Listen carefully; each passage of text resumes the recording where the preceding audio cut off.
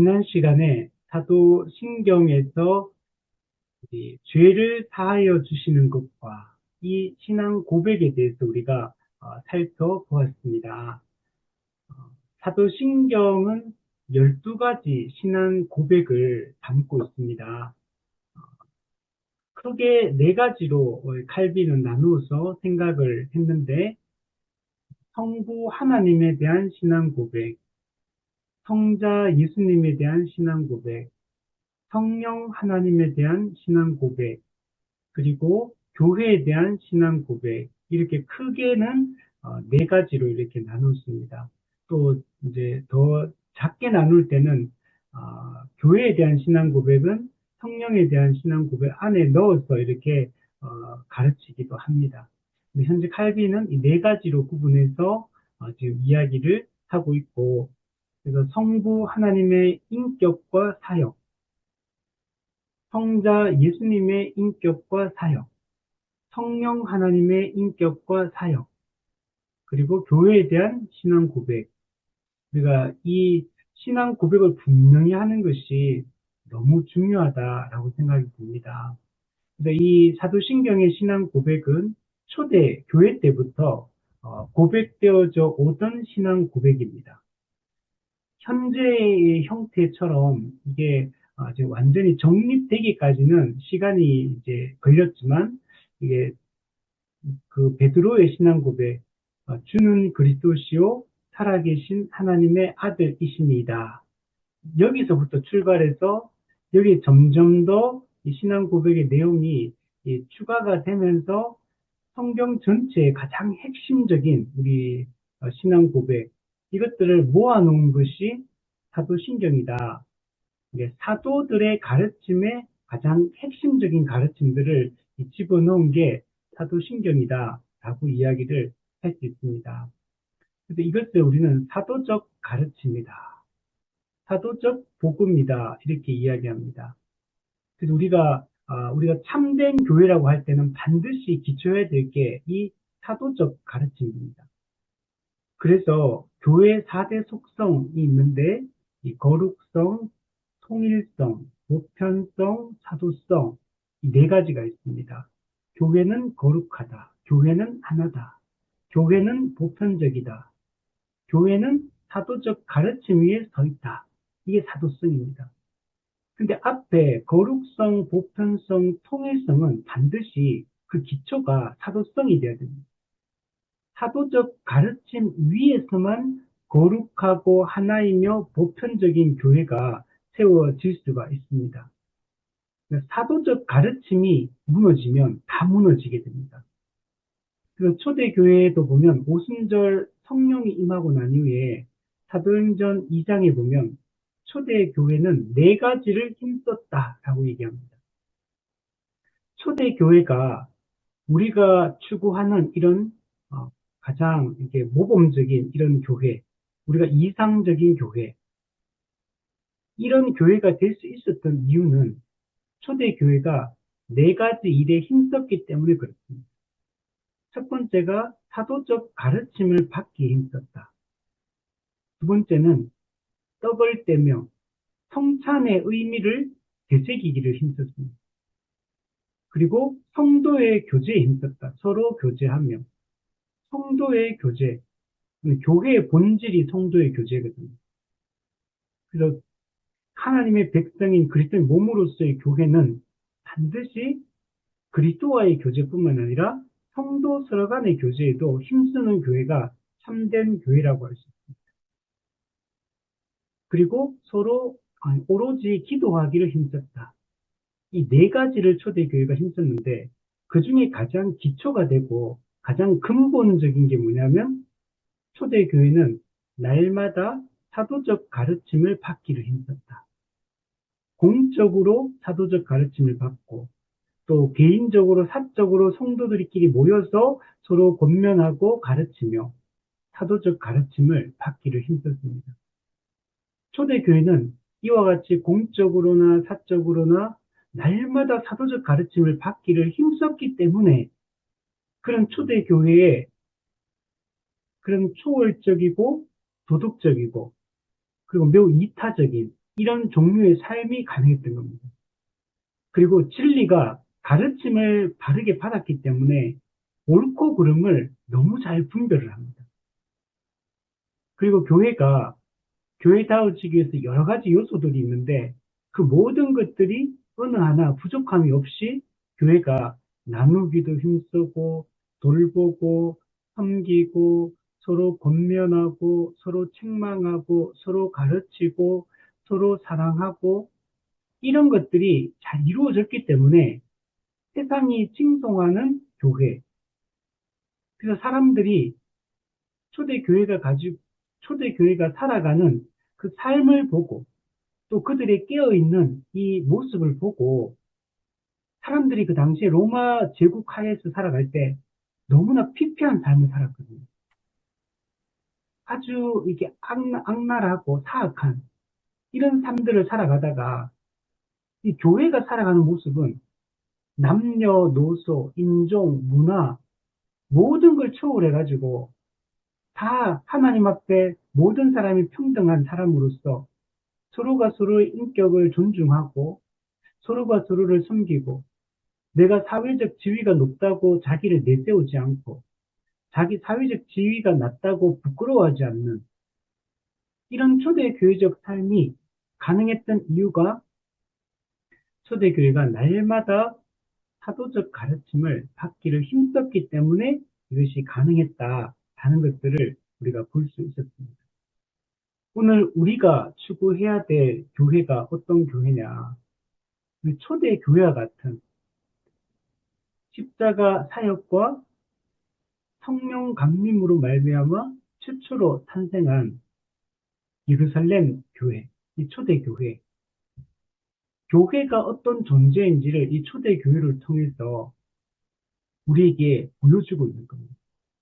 오고 오는 모든 교회는 초대 예루살렘 교회에 성경에 기록되어 있는 그런 삶을 살아갈 수 있고 그런 삶을 살아가는 존재가 에클레시아, 교회다라는 걸 보여준 겁니다. 그 어떤 사람들은 초대교회는 그냥 모델일 뿐이지 실현 불가능한 모습이다. 이렇게 말하는 사람들이 있지만 그렇지 않습니다. 초대교회는 교회가 처음으로 개시된 모습입니다. 우리가 이제 여름이 되면 이제 냉면 개시 이렇게 할 거예요. 그러면 그 어떤 집에서 냉면을 개시하면 그 냉면 개시하는 날에 먹었던 그 냉면과 그 이후에 우리가 먹게 될 냉면은 동일한 냉면이란 거예요. 이 땅에 소방서가 처음 만들어졌을 때 그 최초의 소방서. 근데 그 이후에 있는 모든 소방서도 최초의 소방서와 동일한 성격과 동일한 활동을 하는 그런 기관이 된다는 겁니다. 국가가 세워졌을 때도 마찬가지예요. 국가도 하나님이 세운 제도인데 국가는 기본적으로 인간의 그 기본권을, 자연권을 보호하기 위해서 국가가 만들어진 겁니다. 악을 억제하고 선을 장려하고 사람들의 기본 인권을 지키고 하나님의 창조 질서에 따라 사람들이 평화롭게 살아갈 수 있도록 최소한의 그런 억제하는 역할들 또 공권력, 강제력을 통해서 악이 퍼져나가는 것들을 사회가 무질서해지는 것들을 막을 수 있도록 사회가 질서 있게 된 게 중요한 게 뭐냐면 우리 성경에도 보면 바울이 했던 말 중에 교회가 평안하게 살아가려면 사회가 평안해야지 교회도 평안할 수가 있습니다.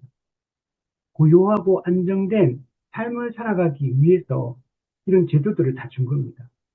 그럼 국가라는 게 만들어졌을 때 최초의 국가가 만들어지면 그 이후에 만들어질 수많은 지역의 국가는 동일한 그 역할과 기능을 가지는 겁니다. 교회도 마찬가지인 겁니다. 초대교회는 최초로 시작된 교회의 모습을 보여주는 거고 이후의 모든 교회도 동일한 성격의 교회라는 걸 우리가 믿어야 돼요.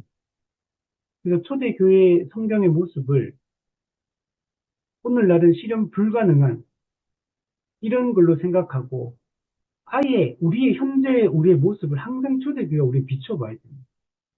성경이 말하는 교회. 물론 초대 예루살렘 교회뿐만 아니라 이후에 바울 서신에 나타나는 많은 교회들의 이 이방인 교회들도 있잖아요. 여기서도 교회가 어떤 존재인지를 보여주는 겁니다. 그리고 우리는 신약 성경에 기록되어 있는 이 교회, 이 교회를 깊이 연구하고 이 교회의 어떤 특징이 가지고 있는지, 교회가 무엇에 힘썼는지, 교회가 무엇을 추구하며 살아갔는지, 교회가 어떤 방식으로 이 세상 속에서 존재했는지, 이걸 우리가 살피며 오늘 우리도 이 방향으로 나아가야 되는 겁니다. 이 모든 것이 가능하기 위해 사도적 가르침을 잘 받는 것이 중요한 것입니다. 우리가 지난 시간까지 이런 사도신경의 많은 신앙 고백의 내용들을 하나씩 우리가 살펴보았습니다. 그래서 우리가 이 사도신경은 성경 전체의 핵심적인 신앙 고백이다. 그래서 이 하나하나의 의미들을 우리가 깊이 마음에 되새기고 이 진리를 붙들고 살아가는 게 중요하고, 그래서 교회가 공적으로 예배의 자리에 모일 때 이 신앙 고백을 하는 게 매우 중요한 겁니다. 우리는 교회로 부른 바요. 이 여기서 교회는 보편적 교회를 얘기합니다. 공동적 교회 또는 공교회, 보편적 교회. 우리 이것을 믿어요. 근데 이미와 아직 사이에 있는 이 교회가, 보편교회가 이 땅에서 드러나는 방식은 지역교회를 통해 드러나는 겁니다. 그러니까 지역교회가 따로 있고 보편교회가 따로 있는 게 아니고, 교회는 보편교회인데 이 보편교회가 이 땅에서 존재하는 양식이 지역교회 형태로 드러나는. 왜? 우리는 시공간의 제약 속에 살고 있거든요. 그렇기 때문에 우리는 어떤 특정한 지역의 특정한 성도들과 한 몸 된 그리스도의 몸을 이루어서 살아가는 게 이 땅에서 기본 방식이거든요. 그래서 우리가 보편교회를 믿고, 그래서 거룩한 공예를 믿사오며, 거룩한 보편교회를 믿고, 그 교회로서 이 땅에서 살아가는 것은 교회의 본질인 성도의 교제를 하며 살아가는데, 그 성도의 교제가 어디서 이루어지는 거냐? 지역교회에서 이루어지는 거예요. 그리고 로컬 처치, 지역교회가 중요합니다. 우리는 예를 들면 우리가 지금 한국 교회에 속해 있으면 동시에 미국 교회에 속해 있을 수는 없어요. 우리가 한국 교회 성도이면서 아프리카 교회일 수는 없어요. 지역이 떨어져 있으니까 서로 교제할 수가 없어요. 서로를 위해 기도할 수도 없어요. 같은 가르침으로 양육을 받을 수도 없어요.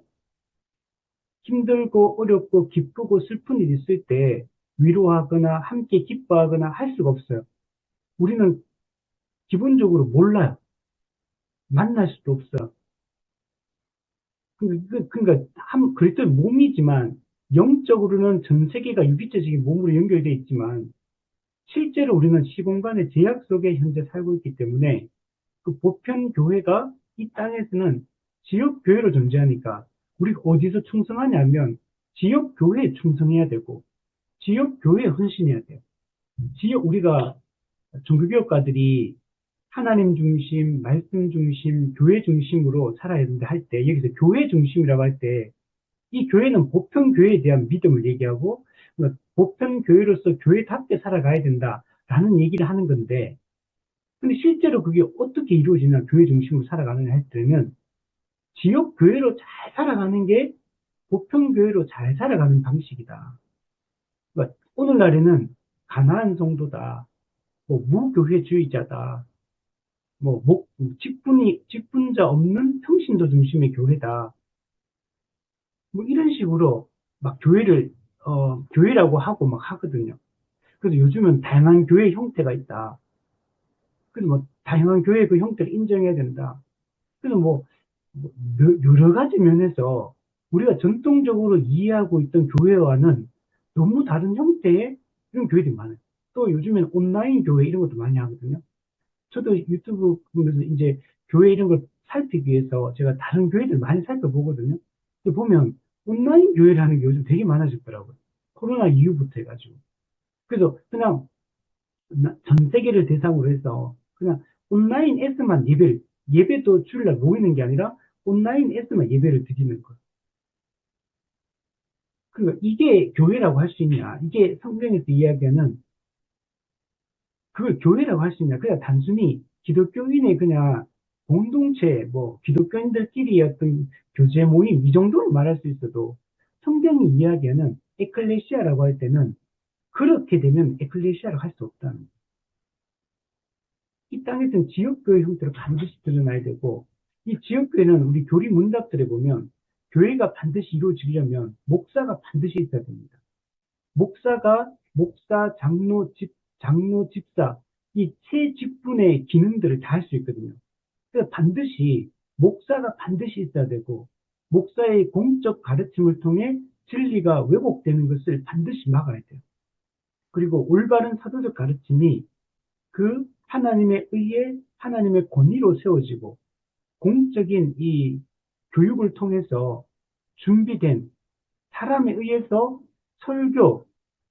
설교권이 주어지는 거예요. 설교는 아무나 할 수 있는 게 아니에요. 설교권이 하나님이 목자장이신 예수 그리스도께서 목사에게 그 권위를 주고 하나님의 말씀을 맡겨서 위임해서 대언하도록 하신 거예요. 성례도 마찬가지예요. 성례도 아무나 집례를 할 수 없습니다. 반드시 한 지역교회 안에서 목사에 의해 반드시 집례가 돼야 돼요. 그래서 모든 교리 문답들을 공부해보면 이게 다 나옵니다. 그리고 권징도 마찬가지예요. 권징도 한 지역교회 안에서 7위회, 여기 목사, 물론 장로까지 다 포함되죠. 예. 이 7위회에 의해서 공적으로 이 권징이 시행이 돼야 됩니다.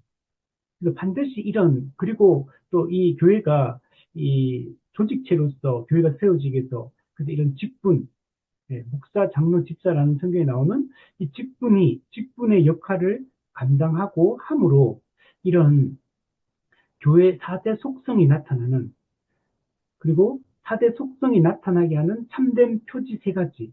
이것들이 제대로 시행되어질 때만 우리가 참된 교회로 세워질 수 있다는 걸 우리가 확신하고, 그래서 이런 교회를 우리가 추구하며 가는 것이 중요합니다.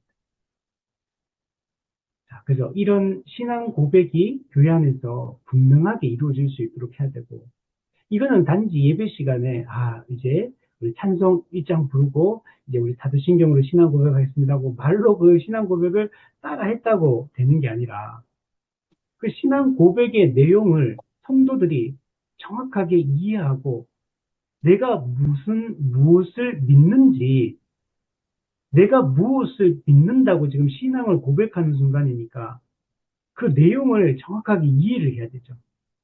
모든 성도들이 그 신앙 고백, 사도신경의 신앙 고백의 내용을 충분히 선명하게 이해하고 우리가 분명히 생각하면서 내 신앙 고백의 내용들을 고백하고 공적으로 함께 고백하고 그리고 함께 그 신앙 고백을 따라서 살아가야 됩니다.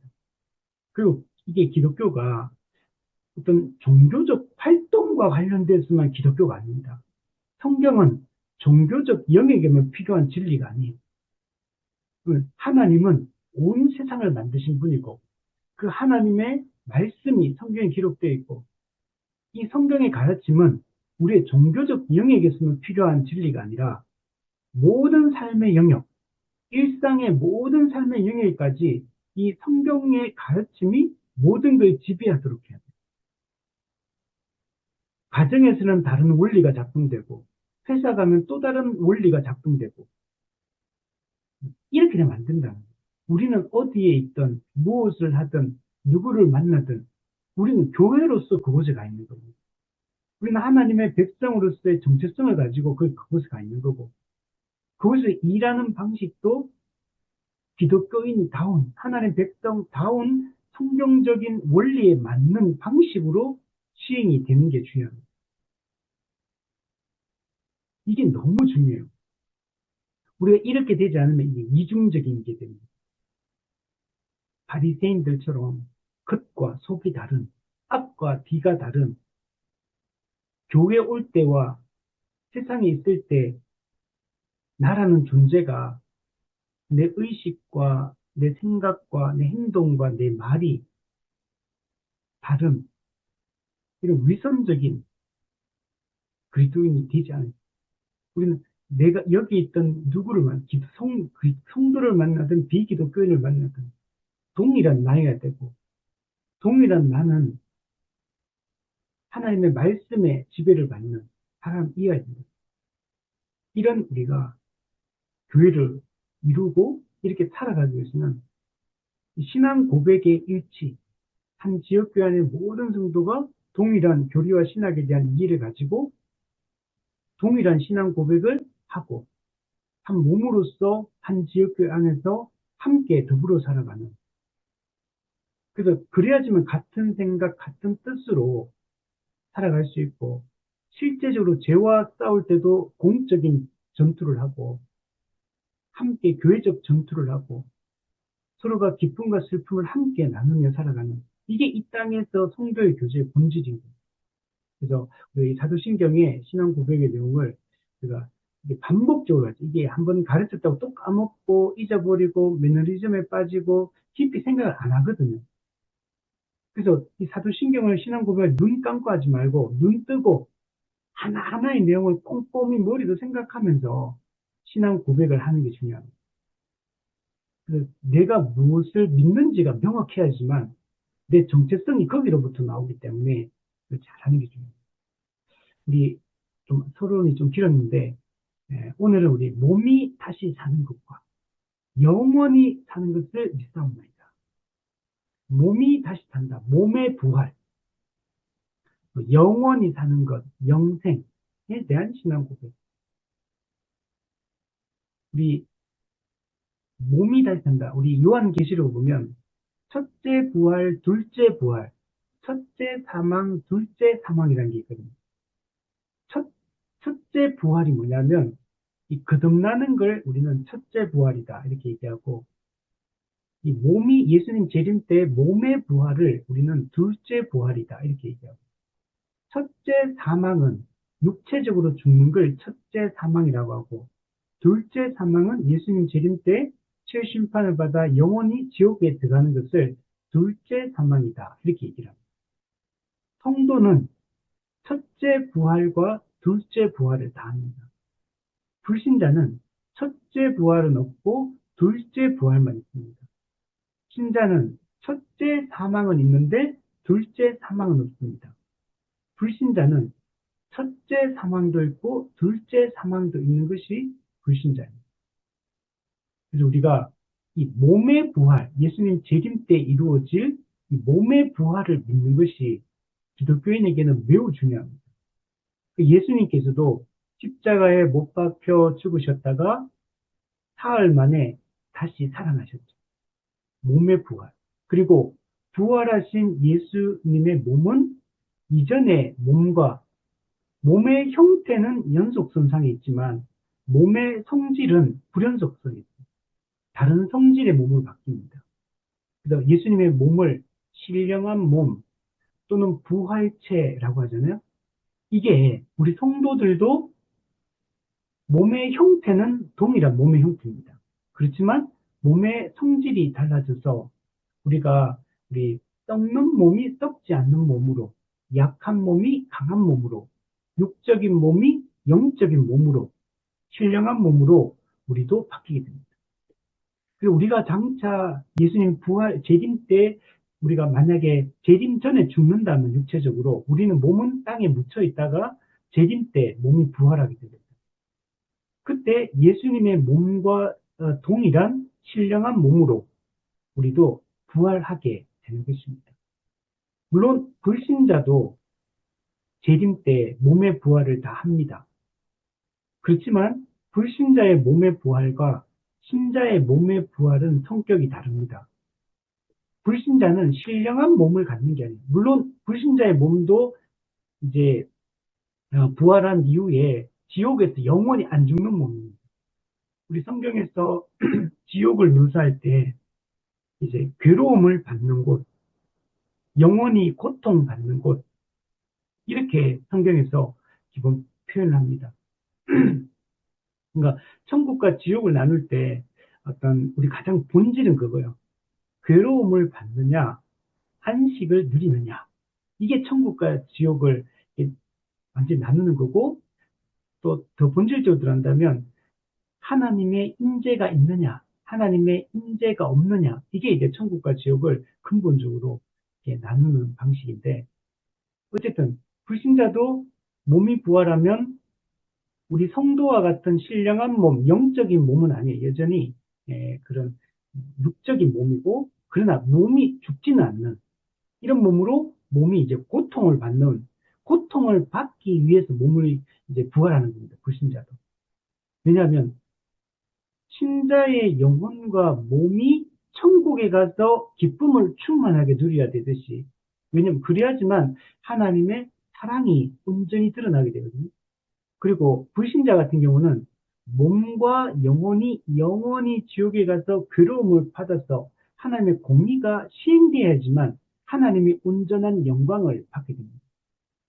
그래서 불신자도 몸의 부활을 하고 영혼이 지옥에서 형벌을 받되 영혼이 몸이 더 이상 육체적으로 죽지 않는, 영혼도 죽지 않고 소멸되지도 않고 몸도 죽거나 소멸되지 않게 돼요. 그러나 신자는 영원히 천국에 가서 몸도 기쁨을 누리고 영혼도 기쁨을 누리고 충만한 영원한 이 안식을 누리게 되는 상태가 신자의 몸의 부활입니다. 예수님께서 육체 십자가 못 박혀 죽었다가 부활하지 않았다면 예수님이 십자가를 통해서 이루셨다고 말씀하는 구속 사역이 불완전하게 됩니다. 구속 사역이 성취가 안 되게 됩니다. 예수님이 십자가 죽음을 통해 모든 것을 다 이루었다. 모든 걸 구속을 성취하셨다. 하나님의 구원 계획을 성취하셨다는 걸 입증하고 확증하는 게 부활이거든요.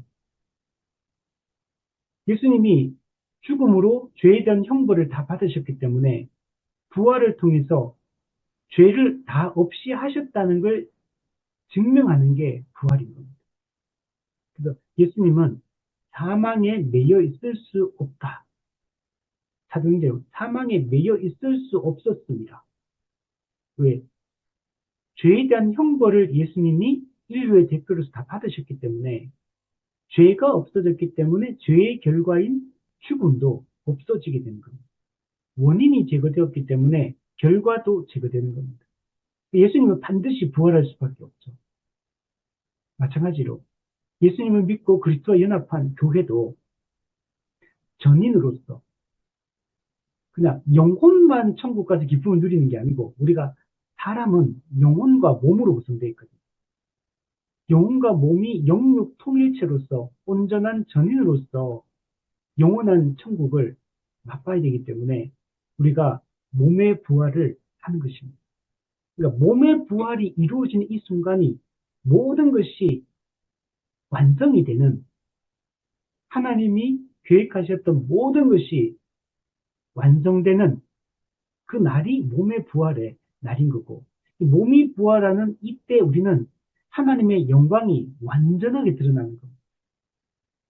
하나님의 모든 그 작정 가운데 이루어졌던 구원 계획이 완성되는 시점이 이 일종의 이 재림때고 성도가 몸의 부활이 이루어질 때입니다.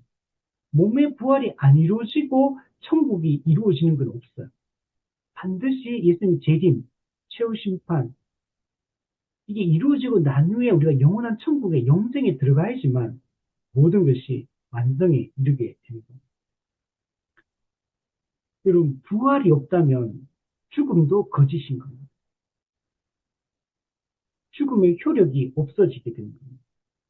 그래서 고린도 전서 15장, 이 부활장이라고 하는데, 여기 보면 부활이 없다면 모든 것이 헛되다.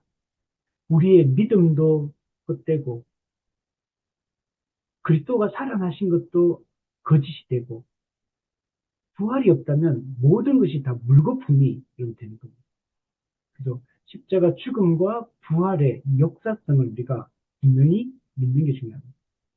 우리 영생에 대한 것도 잠깐 보면 영원히 사는 것을 믿사옵나이다. 영원히 사는 것, 이 영생, 영원한 생명이라고 하잖아요. 여기서 영생이라고 말할 때 시간적으로 영원하다, 시간적으로 영원히 산다, 이 기본 개념이 여기 담겨 있습니다. 근데 여기 더 중요한 건 뭐냐면 영생이라고 할 때 더 중요한 거는 위로부터 생명이 주어졌다. 이게 핵심이에요. 우리가 거듭났다라고 할 때도 다시 태어났다 이런 의미지만 위로부터 태어났다. 이게 중요하거든요. 영생이라는 것도 위로부터 주어진 생명, 그리고 이 위로부터 주어진 생명에 의해서 영원히 시간적으로 산다. 이 개념이 함께 담겨 있는 그대로 위로부터 태어나지 않으면, 위로부터 생명이 주어지지 않으면 그 모든 다 거짓입니다. 위로부터 주어진 것만이, 하늘로부터 주어진 것만이 바른 것이고 영원한 것입니다. 이 영생을 어떻게 표현하는 게 가장 적절할까라고 이제 성경적으로 생각해 보면 안식에 들어갔다 이렇게 표현하는 게 가장 적절한 말입니다. 성경에 보면 하나님이 천지를 창조하실 때 하나님 나라를 창조하셨잖아요. 그때 하나님이 7일째 안식하셨다. 창조의 목적이 안식이다. 하나님 나라의 삶의 본질이 안식이다라는 걸 보여줬죠. 인간의 타락으로 안식을 잃어버린 겁니다. 근데 하나님이 그리스도 예수를 보내서 그 안식을 회복하신 거예요. 그래서 성경의 신약에 넘어오면 우리가 예수를 참되게 믿고 우리 사는 사람들은 안식에 들어간다. 이렇게 표현합니다. 그래서 천국, 영생이라는 게 영원한 안식을 얘기합니다. 영원한 안식에 들어가는 것. 영원한 안식을 누리는 것. 그것이 영생이다. 근데 이 안식은 어떤 거냐? 창세기 우리 보면 알 수 있듯이 모든 피조물이 하나님과 올바른 관계 속에 있을 때 안식을 누리게 됩니다. 사람은 그 모든 피조물의 대표고 사람이 그러니까 하나님과 올바른 관계 속에 있을 때 그때 우리가 하나님으로부터 주어지는 그러니까 하나님 올바른 관계에 있다는 말은 우리가 하나님을 인정하고 하나님이 우리를 통치하는 것이 우리는 그분께 순종하는 것이 온전히 이루어지는 상태를 얘기합니다. 온전히 이루어지는 상태가 곧 안식인 거예요. 그게 예수님 재림 이후에 그게 완성이 됩니다. 그래서 천국에서 삶의 본질은 영원한 안식, 성도의 영원한 안식이다. 이렇게 말할 수가 있습니다. 우리가 이걸 믿는다는, 즉 히브리서 말씀을 본다면 우리의 본향은 이곳이 아니다. 철로 역정을 본다면 천국을 향한 순례의 여정이잖아요. 그 얘기는 이 세상은 철로 역정에도 이 세상이라는 것은 이것이 우리의 마지막 종착역이 아니라는 얘기를 기본 깔고 있는 거예요. 우리 베드로도 우리 나그네다. 성도는 본향을 더 나은 본향. 우리는 이 땅이 본향이라고 생각했는데 우리가 생각했던 이 세상보다 더 나은 본향이 있다는 거예요. 그게 하나님이 다스리는 영원한 나라, 하나님 나라입니다. 우리는 그 본향을 향해 순례의 여정, 그 순례의 여정, 나그네로서 그 본향을 향해 나아간 나그네 같은 인생이 바로 우리 성도의 이 땅에서 삶인 거죠. 그래서 결국에는 우리가 그 종착지, 목적지, 영원한 천국을 들어가는 거예요. 그 성경에는 그 천국에 입성하는 걸 천국 문이 있다 이렇게 요한계시록입니다. 우리 전력전에도 보면 천국 문을 열고 이제 천국으로 입성하게 되거든요. 그 천국 문을 열어주시는 분이 누구? 예수 그리스도입니다. 예수 그리스도에 의해서만 그 천국에 영원한 안식에 들어갈 수 있게 됩니다. 우리가 이것을 믿는 것을 영생을 믿으며 영원히 사는 것을 믿사오며 라고 사도신경 고백할 때마다 우리가 하고 있는 거죠. 우리가 이걸 정말 믿으며 살아가는 게 중요합니다. 자, 우리 107문 좀 더 자세하게 한번 칼빈은 이 사도신경의 이 몸의 부활과 영생에 대해서 어떻게 설명하고 있는지를 한번 보면 내용은 되게 짧아요. 이게 많이 기록을 안 했더라고요. 짧게 기록했지만 아주 중요한 부분들을 몇 가지 다루고 있습니다. 우리 107문을 보시면 이 조항이 사도신경에 들어가 있습니까? 즉 몸의 부활과 영생에 대한 신앙 고백이 사도신경에 들어가 있습니까? 우리의 참된 행복이 이 세상 안에 있지 않다는 것을 보여주기 위해서입니다. 그렇죠? 몸이 부활하고 우리가 영생에 들어간다, 영원히 산다라는 것은 현재 우리가 살고 있는 이 세상 안에 참된 만족, 참된 행복, 영원한 만족이 있는 게 아니라는 걸 보여주기 위해서 이 신앙 고백이 사도신경 속에 들어가 있다는 거죠. 그죠? 우리는 이 세상에서, 이 세상에서 이게 종착역이 아니기 때문에 지금 현재 우리의 상태, 상황, 형편, 이 육체를 입고 살아가는 이 현재의 삶이 이게 전부가 아니라는 거예요. 지금 이 현재의 삶이 전부라면 예수님 비유 속에 부자와 거지 나사로 보세요. 거지 나사로는 부자 상 밑에 떨어지는 부스러기를 먹은 평생을 살다가 아무도 이렇게 죽은지도 모르고 그냥 장례도 대충 치러져서 그냥 그렇게 인생이 끝나버렸어요. 거지 나사로는. 그러면 그 거지 나사로는 가장 불쌍한 사람이죠. 이 현세에서 삶은 거지로서 사람들에게 존중받지 못하고 가지지 못하고 늘 소외되고 이렇게 살았던 사람이잖아요. 근데 반면에 부자 같은 경우는 태어날 때 금수저로 태어나가지고 평생을 금수저로 먹고 싶은 거 먹고 자고 싶을 때 자고 그렇게 게으르게 살고 대충 살고 자기 욕망을 따라 살고 해도 늘 부자고 심지어 죽을 때조차도 아주 화려한 장례식을 하고 사람들의 그 그게 그 장례식에 가득히 들어차고 거지는 아무도 찾아오는 일 없이 그렇게 죽었어요. 만약에 이게 이 세상의 삶이 전부라면 거지 나사로는 가장 불행한 사람이죠. 그런데 이 현재 삶이 전부가 아니라는 걸 얘기해 주는 거예요.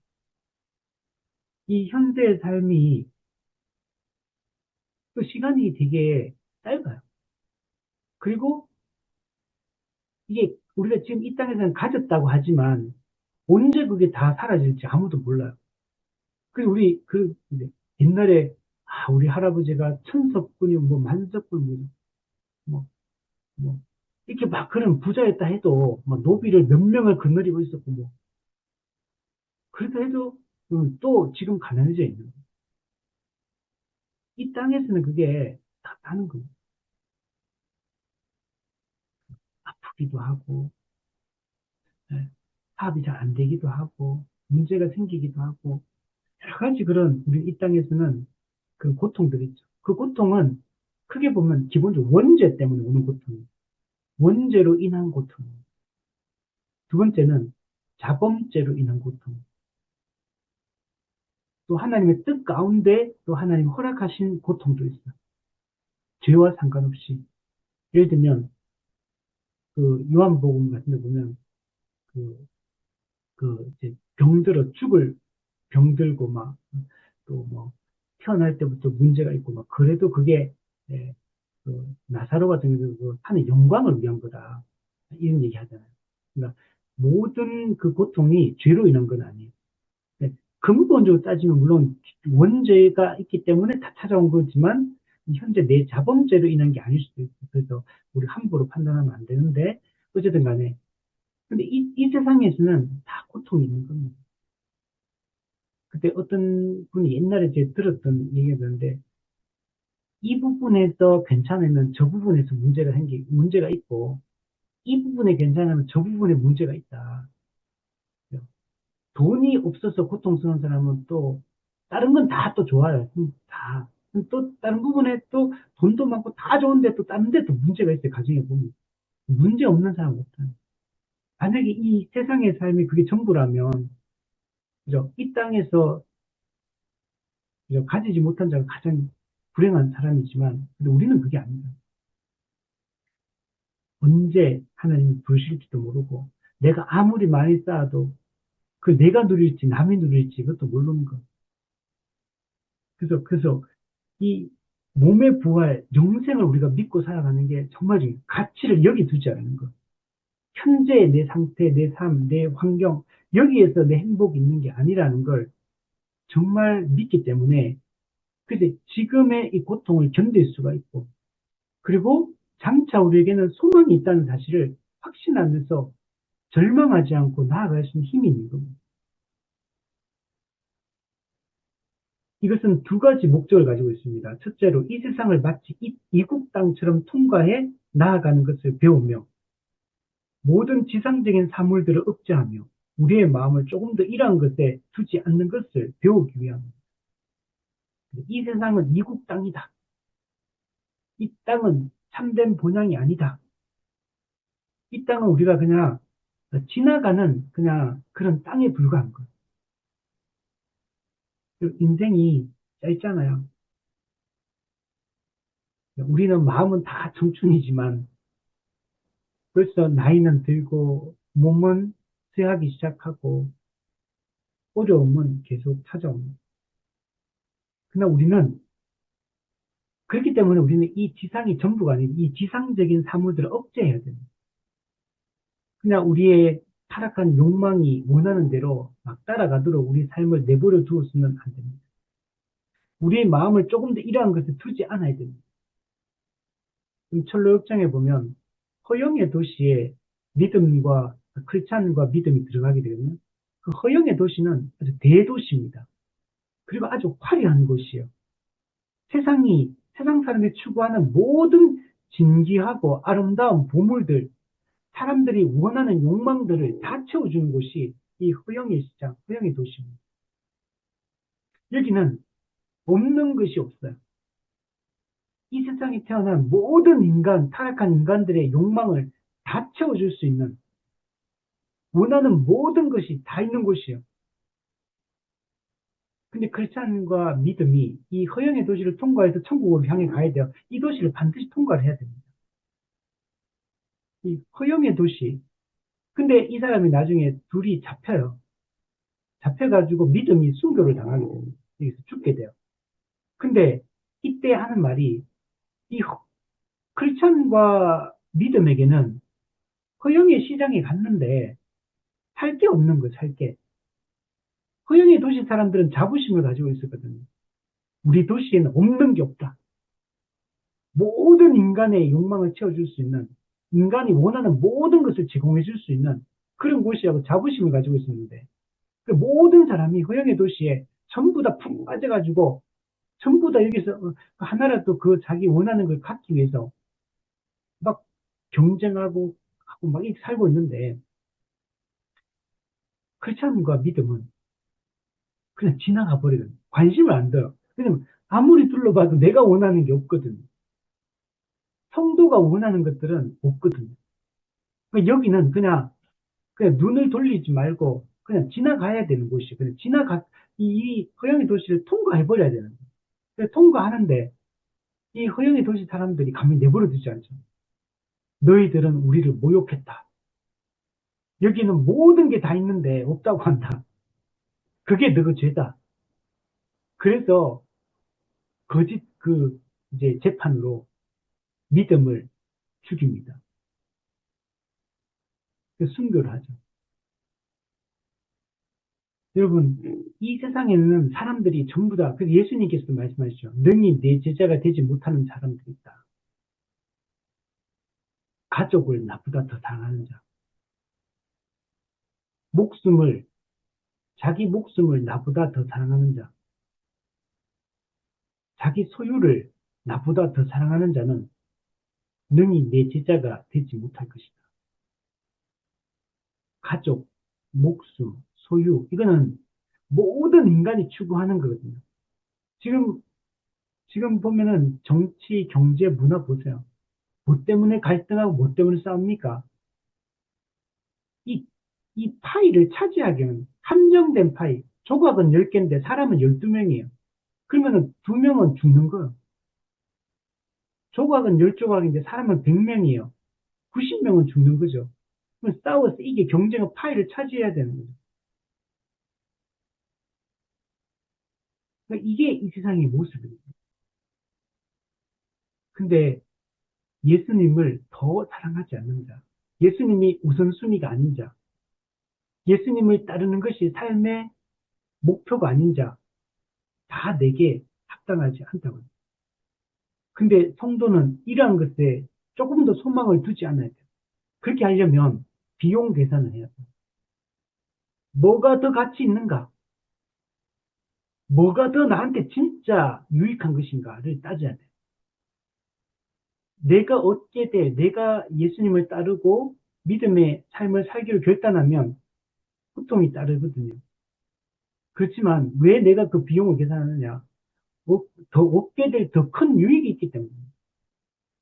왜 전 재산을 투자해서 그 밭에 삽니까? 그 밭에 그 부화가 감춰져 있기 때문에 극히 값진 진주가 감춰져 있기 때문에 전 재산보다 그게 더 귀하다는 거 알기 때문에 더 가치 있다는 거 알기 때문에 내 전부를 투자하는 거예요. 우리 예수님을 믿고 따르는 것은 전부를 거는 겁니다. 양다리 걸치는 거 없어요. 하나님과 재물을 겸하여 섬길 수 없어요. 하나님과 바알을 겸하여 섬길 수 없습니다.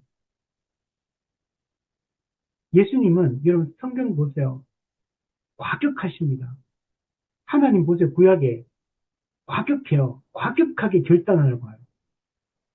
그냥 적당히 이렇게 뭐 70대 30, 뭐 50대 50, 90대 10 이런 거 없어요. 하나님은.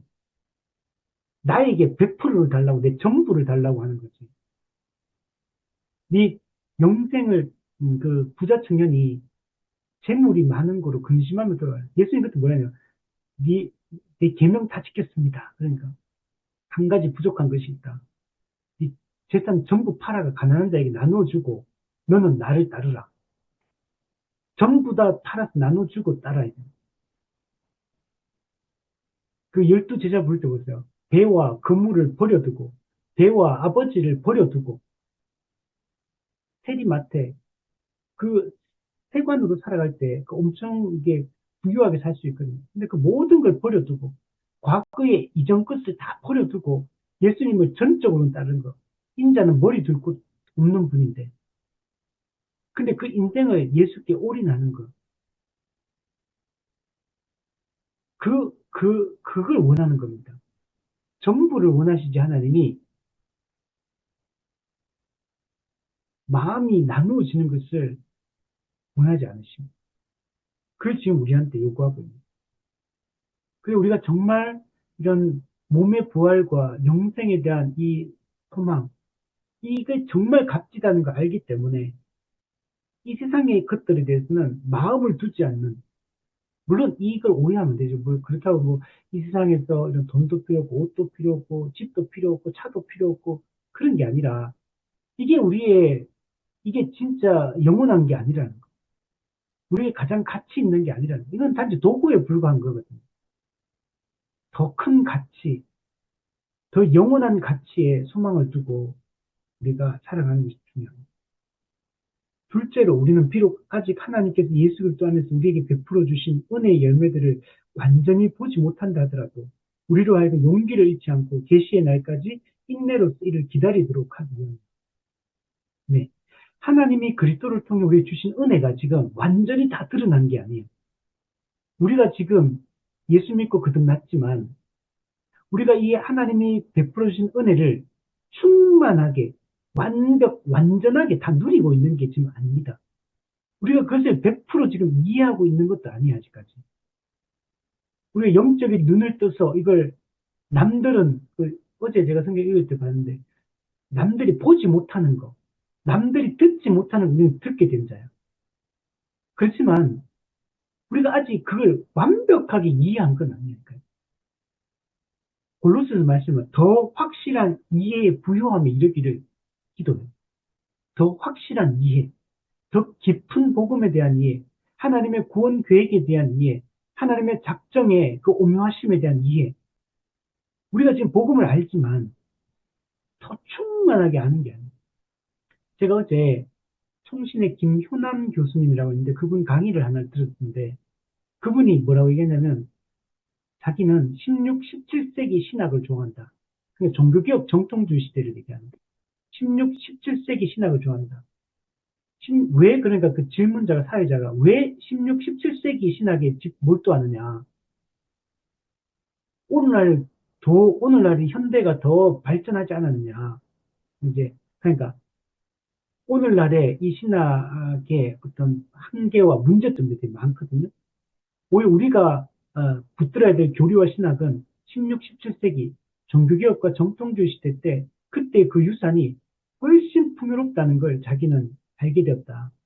오늘날 우리가 교회에서 배우고 오늘날 우리 뭐 이렇게 신학교 교수들이 가르치고 목회자들이 가르치고 오늘날 우리가 시중에 베스트셀러 이런 거 신앙서적 코너 가면 베스트셀러 이렇게 왔는데 뭐 목적이 이끈 삶 뭐 이런 거 긍정의 힘 이런 거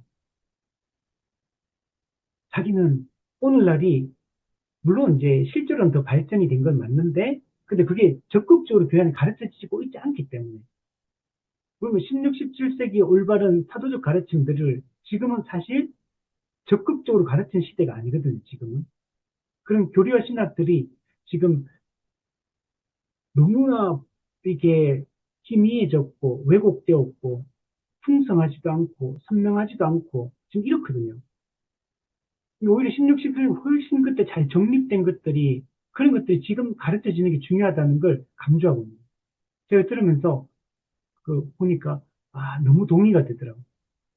저도 지금 종교개혁 이후에 교회사를 지금 금요 강좌 때 가르치고 있는데 제가 이 종교개혁 이후에 교회사를 기독교 역사 쭉 공부하면서 진짜 우리가 돌아가야 될 길이 명확하다. 오늘날 교회들이 뭐가 문제 있는지 명확하게 보여요. 원래 교회가 걸어왔던, 붙들었던 그 방향과 내용들 명확하거든요. 오늘날 현재 우리의 모습을 보면 거기에서 얼마나 멀어져 있고 벗어나 있는지 보이거든요. 그래서 우리가 그 김윤환 교수님 말씀처럼 16, 17세기로 16세 그 가르침으로 돌아가야 된다. 즉, 사도적 가르침으로 돌아가야 된다. 옛 복음주의로 우리 돌아가야 된다. 역사적 기독교의 그 전통들을 우리 붙들어야 된다. 우리가 뭔가 새로운 거 하자는 게 아니에요. 저도 끊임없이 성경적 교회가 우리의 희망이라고 생각하는데 그 성경적 교회가 뭔가 이전에 없던 새로운 거 하자는 게 아니라 2000년 기독교 역사 속에 우리에게 물려주었던 올바른 역사, 문화, 전통, 복음, 교리, 그리고 교회의 어떤 형태, 또 추구했던 사역, 이런 것들을 옛 복음주의로 우리가 돌아가야 돼요. 그것만이 현재 우리가 살 길이다. 우리는 지금 이런 것들이 다 왜곡되다 보니까 오늘날의 우리의 이 어떤 사유의 어떤 수준 같은 게 당시 제가 청교도 책들이라든지 정통주의자들의 이런 내용들, 이런 책들 내용도 읽어보면요. 진짜 깜짝 놀랍니다. 오늘날의 시중에 기독교 서점에 베스트셀러라고 나오는 책들은 이게 그냥 대충 눈으로 그냥 읽어도 별 내용이 없기 때문에 딱히 막 엄청나게 고민하면서 생각하면서 읽을 필요를 못 느껴요. 왜냐면 내용이 너무 단순한 내용들, 너무 몇 장을 읽어도 실제로 하는 내용이 하여튼 몇 가지 외에는 사실은 특히 주목하지 않아도 되는 이런 수준의 책들이기 때문에 그런데 이 16, 17세기 나오는 이런 기억가의 책들, 교리들 읽어보면 책 한 장 넘기기 어렵거든요. 왜냐하면 워낙 한 장 속에 많은 깊이 있는 내용들을 다루고 있기 때문에 벌써 500년 전의 사람들인데 근데 그때 이 신학적 사유가 훨씬 깊이가 있어요. 그러니까 우리가 왜 기독교가 자꾸 기독교 고전으로 돌아가자. 왜 자꾸 과거에 했던 믿음의 선배들이 물려주었던 그 신앙의 유산들을 붙들자고 하는지 책을 읽어보면 명확하거든요. 깊이가 다르거든요. 내용이 너무 달라요, 내용이. 오늘날 책은 베스트셀러 나온 책들, 저도 지금 읽고 있는 책이 있는데, 최근에 나온 책도 되게 막 사람들이 막 페이스북에서 막 인기 있고 막 이런 책들 막 있고, 사람들이 계속 칭찬하니까, 저도 이제 이런 책 한 번씩 막 칭찬 많이 한 책도 보면 사서 읽어보거든요. 지금도 한 권 읽고 있는데, 근데 이제 엄청 깊은 뭐그 새로운 게 아니에요, 전부 다. 그냥 일반 성도가 읽었을 때 물론 조금 뭐 도움은 되겠지만 딱히 그냥 내 시간을 내어서 막 이 책을 사서 돈 주고 사서 이 책을 읽으라고 할 만큼의 가치를 잘 못 느끼겠어요. 이런 책 몇 권 사느니 오히려 이 종교적 이 정통주의자들이 이렇게 물려주었던 좋은 책 한 권 그걸 사는 게 훨씬 내용이 깊이가 있고 유익하기 때문에. 근데 그렇기 때문에 우리가 다시 붙들어야 된다. 그래야지만 우리가 진짜 가치 있는 거, 진짜 영원한 거, 이걸 진짜 소망하면서 우리가 이 땅을 살아갈 수 있는 거예요. 근데 물론 가는 과정 속에서는 어려움이 계속 닥쳐요. 믿음으로 인한 시련도 찾아오고, 어려움도 있고, 문제도 생기고, 그렇지만 중요한 건 뭐냐면, 끝까지 용기를 잃지 않고 인내하는 게 중요해요. 믿음의 인내. 인내의 소망을 가지는 게 중요해요. 그리고 우리가 몸의 부활, 영생에 대한 거는 하나님이 장차 이루실 영원한 나라에 대한 소망이잖아요. 우리가 이것을 영원한 본향에 대한 이 소망을 놓치지 않아야지만 우리가 여기서 인내할 수 있거든요. 우리 구원의 서정 중에 성도의 견인, 그 성도의 견인은 인내하게 한다는 거예요. 이, 이 시련 가운데서도 끝까지 복음을 붙잡고 믿음으로 그리스도인으로서의 정체성을 지키며 죄와 싸우며 하나님 나라를 향하여 뚜벅뚜벅 걸어가서 결국은 영원한 천국에 이르게 되는 거. 성도의 견인. 저는 은혜로 이루어진 은혜로. 하나님께서 은혜로 우리를 인내케 하시거든요. 근데 그러면 나는 수동적으로 가만히 있어도 그냥 하나님이 알아서 그냥 저 천국까지 그냥 싹 이르게 한다는 얘기는 아니에요. 전적인 은혜로 이루어지는 게 맞는데, 항상 우리가 생각해 인간의 책임과 하나님의 주권 사이에 100% 하나님의 주권이 맞아요. 그 하나님 100% 주권이란 말이 인간이 수동적으로, 소극적으로 가만히 있는다는 얘기를 하는 게 아니에요. 성경에서는 그러면 명령법이 없어야 돼요. 직설법, 은혜만 계속 주구장창 얘기해야 돼요. 성경에 보세요.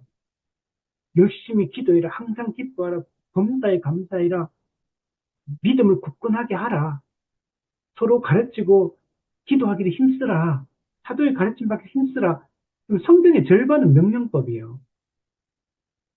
그 하나님 내가 알아서 다 해줄 테니까 너는 수동적으로 가만히 있어도 내가 알아서 다 해줄게. 이런 얘기 하는 게 아니잖아요. 우리 보고 하라고 하잖아요. 두루 다니며 복음을 전파하라. 믿음을 굳게 하라. 이렇게 하는 거.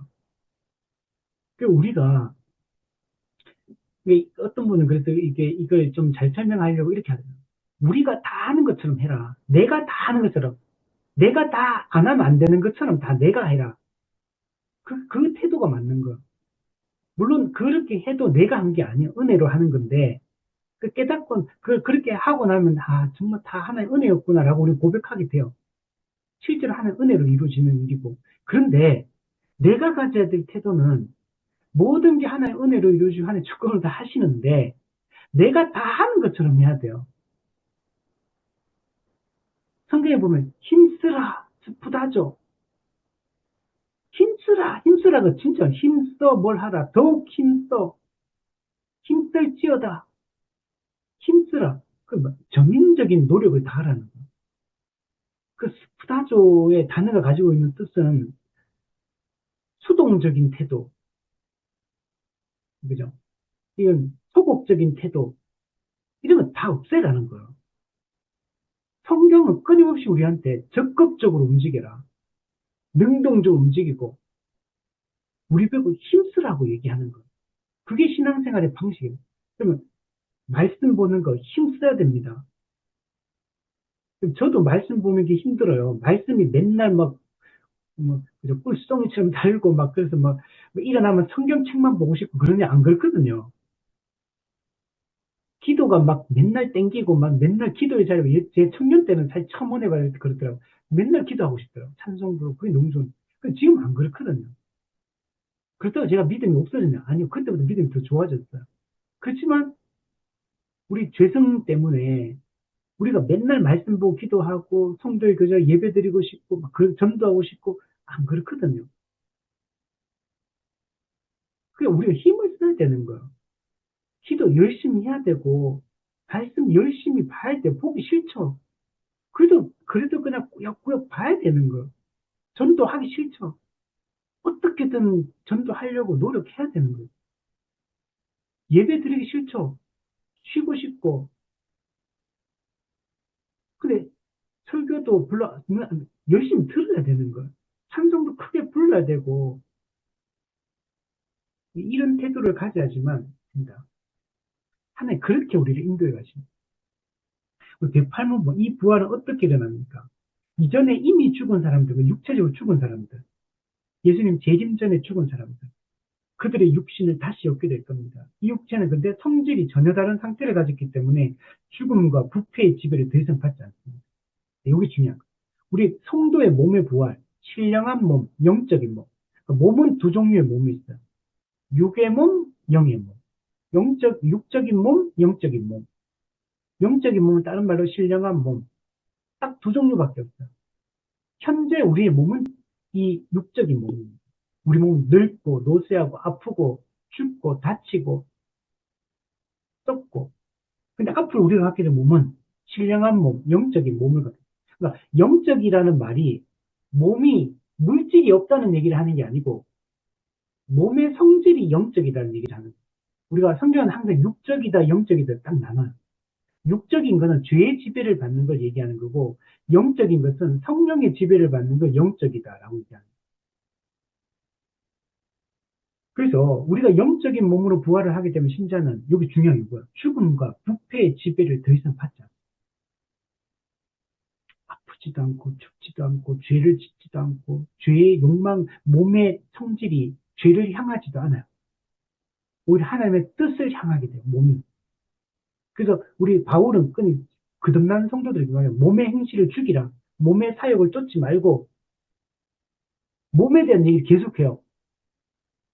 그러면 이미와 아직 사이에 있고 죄성을 가지고 있기 때문에 몸이 자꾸 사욕을 쫓아요. 욕망을. 죄의 욕망을 쫓아요. 자기 몸을 쳐서 복종시키라. 그리고 우리 몸을 쳐야 돼요. 우리도 어떻게 쳐야 될까요? 채찍을 하나 준비해가 죄질 때마다 한 방씩 때릴까요? 내 타락한 욕망을 따라 자꾸 편안함을 이제 겨루려고 하고, 자꾸 말씀 안 보고 기도 안 하고 교회 안 가고 예배 안 드리고 전도 안 하고 자꾸 엉뚱한 데 가고 자꾸 엉뚱한 거 하고 끊어야 돼요. 몸을 쳐야 돼요. 내 죄의 욕망을 치는 방법은 은혜를 받으면 이게 몸의 욕망이 제어가 되고 이게 억제가 되고 이게 없어지진 않거든요. 그러니까 죄의 욕망이 더 커진 상태나 좀 작아진 상태, 이 차이밖에 없어요. 그럼 자꾸 은혜 받으면 몸을 쳐서 몸이 죄를 안 짓는 방향으로. 근데 내버려 두잖아요. 망나니처럼 망아지죠. 그다음에 온통 어지럽히는 이런 죄의 삶을 살게 됩니다. 실제로 말씀의 은혜를 받아야 돼요.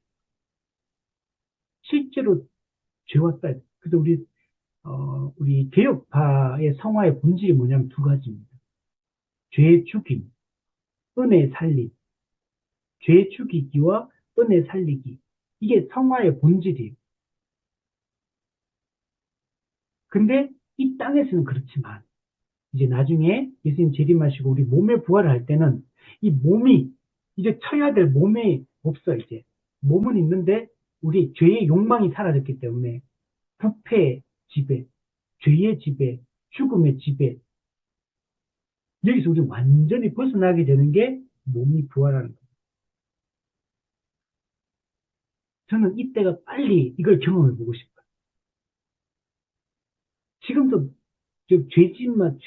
죄를 맨날 지으니까 맨날 마음이 힘들어요. 찝찝하고, 불편하고, 고통스럽고, 후회하고, 안 짓겠다 해놓고 또 뭐 뒤돌아서면 똑같은 짓 또 짓고, 또 사람들 상처 주고, 함부로 말하고, 그러니까 나도 안 짓고 싶잖아요. 그래서 바울이 로마서에서 얘기하잖아요. 7장에서.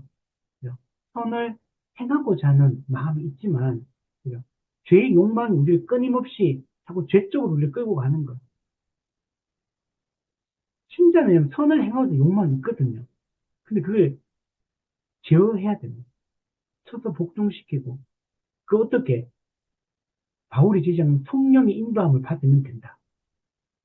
그 성령의 인도함을 받는 게 뭡니까? 말씀의 은혜를 받는 걸 얘기하는 거예요. 말씀 은혜 받을 어떻게 됩니까? 교회적 삶을 살아야죠. 교회적 삶을 통해서만 말씀과 기도가 충만한 삶을 살 수 있거든요. 그래서 교회로서 잘 살지 못하면 개인이 개인 경건 생활로는 못 해내요. 죄인은 거듭나도 혼자 있으면 고립되면 공동체, 믿음의 공동체가 함께 붙들어준 사람이 없으면 절대로 못해요. 아주 제한적인 범위 내에서밖에 못 살아요. 밀어주는 사람이 없어요. 교회가 그 지역교회가 함께 힘쓰고 함께 싸우고 함께 격려하고 함께 위로하고 이러면서 가는 거거든요. 우리 예전에 제가 군대에서 그 꼬모보트가 있거든요. 옛날 우리는 단정이라고 불렀는데, 그 강도하할 때, 그게, 양옆 우리 TV 특수부대 한 대 보면, 노저가 이렇게 막 가는 거 있잖아요. 꼬모보트 무거운 거. 엄청 무겁거든요, 그거. 진짜 저희들이, 제가 군대 생활할 때는, 그게 지금의 이런 단정도 아니에요. 그때는 완전 꼬모로 돼가지고, 진짜 무거웠거든요. 막 사람이 한 10명씩 달라붙거든요. 10명이 들어도 막 무거워가지고 너무 꼬무가 무거워요. 근데 그거 할 때 탁 들어가가지고 이제 배를 강물에 띄우고 나서 우리 그때 서울 그쪽에 연천 쪽에 있는 강 같은 데였는데 거기서 도하 훈련을 했는데 해가지고 이제 양쪽에서 노를 젓는데 이게 하나로 딱 맞춰가면요. 이게 정말 이게 잘 나가요.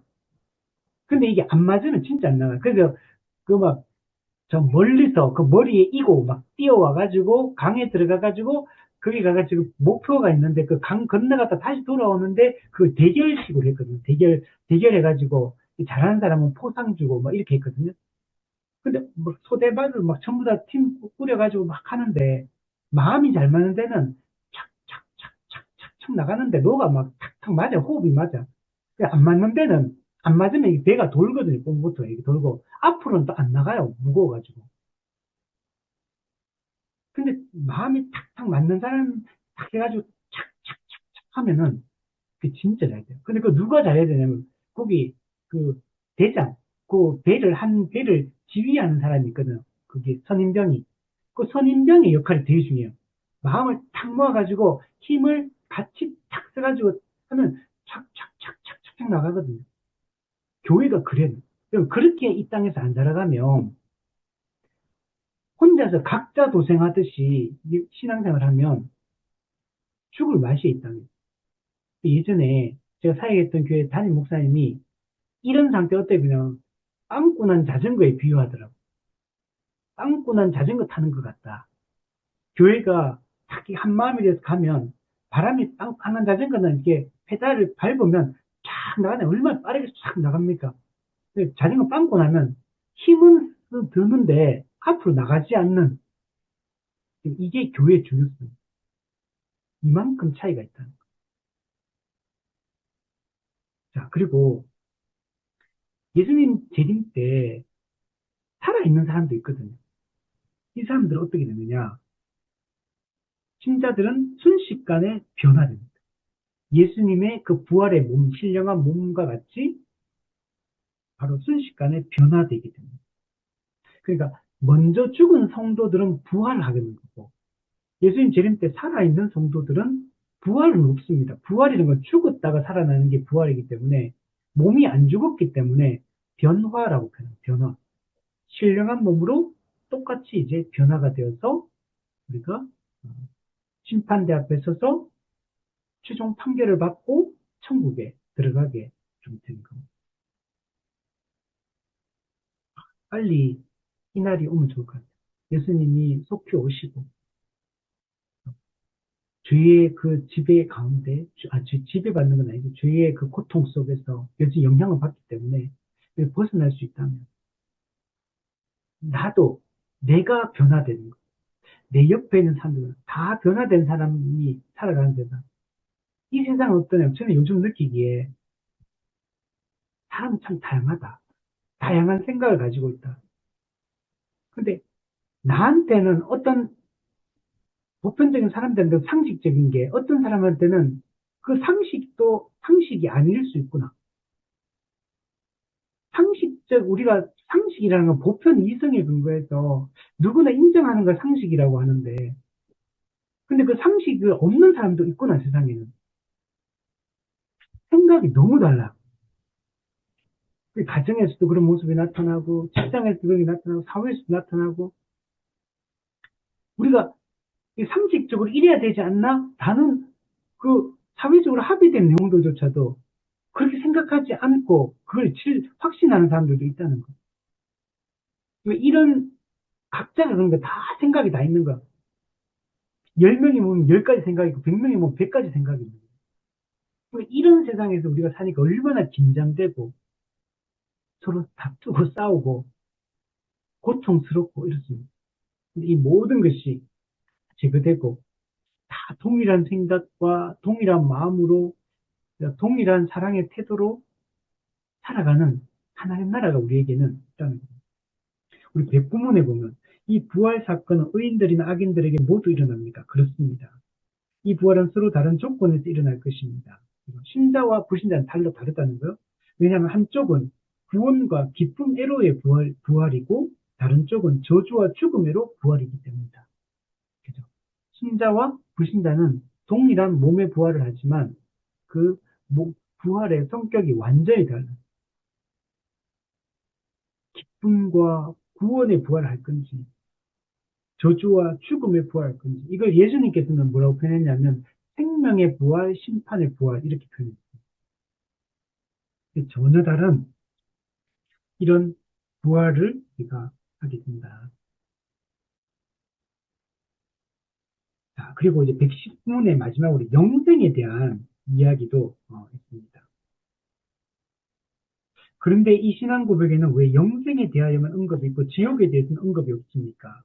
왜냐하면 이 신앙의 요약, 즉 사도신경 속에는 성도의 마음에 위로를 주는 것만 기록되어 있기 때문입니다.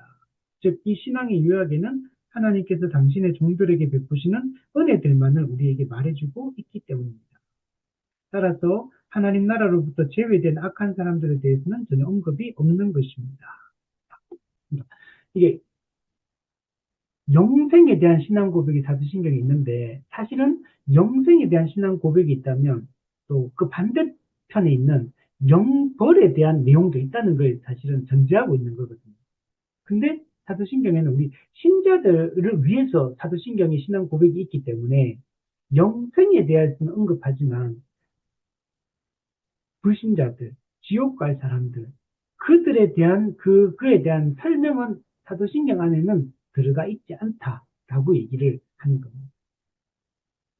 사도신경의 이 신앙 고백의 목적 자체가 성도들에게 우리의 믿음의 내용을 확실히 우리가 그것을 생각하고 붙들게 하는 효과가 있고, 그리고 이 생각을, 이 믿음의 이 신앙 고백의 내용을 붙들고 우리가 확신을 가지고 살아가고 위로를 받으며 소망 가운데 살아갈 수 있도록 하기 위해서 이 신앙 고백을 준 겁니다.